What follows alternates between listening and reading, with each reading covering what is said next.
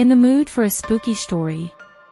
It's been over 50 years, but I can still remember the tiniest details of that night, the way my heart raced, and the way my cousins and I raced to get home. When I was about 9 years old, my aunts, uncles and cousins would often come over on Sundays after church and stay until after dinner. The grown-ups would be inside drinking coffee, talking and playing cards, while my brothers and sisters and I played outside with our cousins. Our cousins were our best friends, and we are still close even today. This was a time back before home computers and cell phones when children would be outside chasing lightning bugs or playing games like tag and hide-and-seek. It was late summer, and the sun didn't set until about 8 p.m. All of us older kids were outside playing hide-and-seek.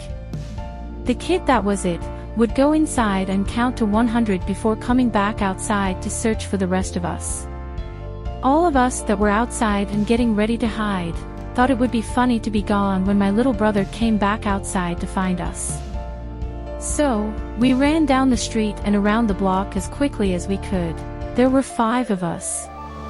We continued running until we reached the neighborhood park that was located about 2 blocks from my house. There were swing sets and monkey bars, and all the other stuff that neighborhood parks have that would keep us busy until it was time to go home for dinner. After a while we decided it was time for us to head back. As we were leaving the park, one of my cousins spotted a small cemetery not far off the road. I had been by that cemetery many times, and never thought much about it. But my cousin really wanted to go and check it out. The graveyard was old and neglected. The chain-link fence surrounding the graveyard had lots of weeds growing and weaving through the fence wires. The old metal gate was rusty and took some effort to get open. The gravestones were weathered and crumbling, and it was hard to read some of the names. Some of the graves dated back over 100 years.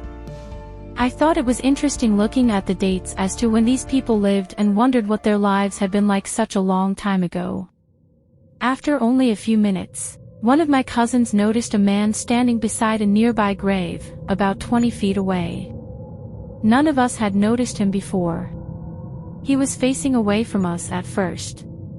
He was very tall, and very thin. His clothes were a tight fit, but old and raggedy. Looking back, he kind of reminded me of Jack Skellington, from The Nightmare Before Christmas. I thought maybe he was a hobo or something. Then the man slowly turned his head toward us as if he had just become aware of our presence. We were all frozen and fixated on him. Then without moving any other part of his face, he grinned at us. It wasn't a friendly grin. It was very sinister, and I couldn't help but notice that he had a red tooth. He had a full set of white teeth except for that one red tooth. The tooth was dark red, almost blood red. He didn't say anything, but he started walking around, not taking his eyes off us, like he was circling us or stalking us. His long thin lanky legs carried him almost as if he were floating. His upper body glided very smoothly as he walked, with no bobbing up and down, or swaying side to side. Even on the uneven terrain, it was like his upper body was hovering around the graves. And he barely made a sound as he walked around on the leaves and grass. We all scattered trying to make our escape. A few of us were able to climb over the fence, but the others had to get to the gate to make their getaway. We didn't look back as we all hightailed it to the house. We ran in and told our parents what had happened. They didn't believe us, thinking we were just trying to scare the younger kids that had not been outside with us. After a while, things calmed down.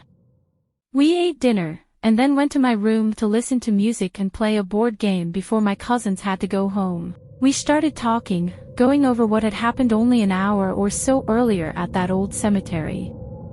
As we were comparing details about the incident, no one could remember seeing the strange man come into the cemetery. He certainly wasn't there when we went in. If we had seen him there, we probably wouldn't have gone in, and none of this would have happened. Suddenly my dog started going crazy and barking toward the window. We all turned quickly to see the man with the red tooth grinning and staring at us. We all jumped up and started screaming for our parents. We ran into the living room telling them that the creepy man was outside and had been watching us through the window. My mom was grabbing the phone to call the police, as my dad and a few others ran outside to try to catch the creepy man. But he was gone. How could he have gotten away so quickly? How was he able to get away without anyone even seeing him?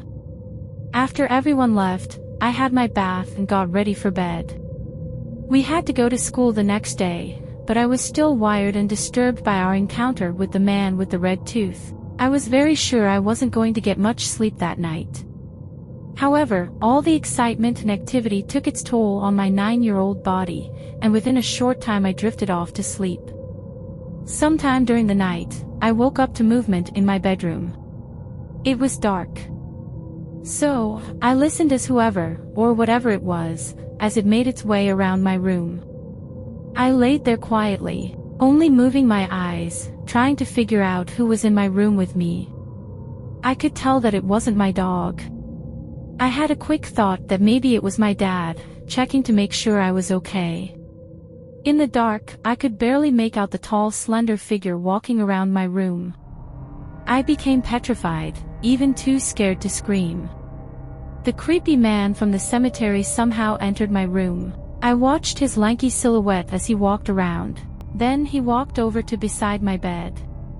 I pretended to be asleep, squinting my eyes to make them appear shut. Through the tiny slits of my eyelids, I could see him slowly bend over until his face was only a few inches from mine. My heart was pounding so hard that it made my body move with each beat. I held my breath, trying to make as little movement as I could, hoping he would go away. Then, after a long time, he walked over and went into my closet. He gently closed the closet door as if to tone down the squeaky sound of the door closing. I continued to lay there for a few moments, acting as though I was still asleep. I wanted to get out of there, but it meant having to walk by the closet door. Doing my best to act like I was just waking up, I sat up, rubbed my eyes and even threw in a little yawn, then pretended I was going to the bathroom or to get a drink of water. I stood up and normally walked towards my bedroom door. I was terrified as I passed the closet, thinking that any second he was going to jump out and grab me. When I got outside the bedroom door, I ran to my mom and dad's room as fast as I could and jumped into bed with them. They didn't make any fuss and just made room for me to slide under the covers.